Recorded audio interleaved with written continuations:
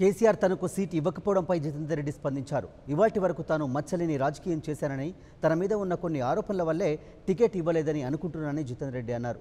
Ticket ఇవ్వకపోయినా కేసీఆర్తోనే ఉంటానని ఆయన చెప్పారు. మా నాయకుడు ఎలా చెప్తే అలా కొనసాగుతానని జితేందర్ రెడ్డి అన్నారు. మిగతా విషయాలు ఎమ్మెల్యేల ఆత్మ పరిశీలనకు వదిలిపెడుతున్నామన్నారు. ఏది ఏమైనా ప్రజలకు దూరమయ్యేది లేదని, వారికి సేవ చేయడానికి రాజకీయాల్లోకి వచ్చానని జితేందర్ రెడ్డి తెలిపారు.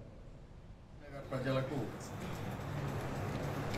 సేవ చేస్తూ వారి మధ్యలో ఉంటూ వారిలో ఒకరిని అనిపించుకోవాలని చెప్పి రాజకీయంలో దిగడం జరిగింది. విదేశాలలో 25 సంవత్సరాలు ఉన్న తర్వాత మన వాళ్ళు, మన సొంత ఊరు వాళ్ళు, మన సొంత జిల్లా వాళ్ళు, వాళ్ళతో జీవితం గడపాలని చెప్పి వాళ్ళ సుఖ దుఃఖాలన్నింటిలో కూడా భాగస్వామి కావాలని చెప్పి ఆనాడు రాజకీయంలో నేను దిగడం జరిగింది. సీటు వచ్చినా, సీటు రాకపోయినా, ఓడిపోయినా, గెలిచినా ఎల్లప్పుడూ ప్రజల మధ్యలో ఉన్నవాడిని. 1996లో పోటీ చేశాను. 98లో పోటీ చేయడం జరిగింది, బీజేపీకి వెళ్ళి. 99లో పోటీ చేసి బీజేపీ తరఫు నుంచి గెలవడం జరిగింది.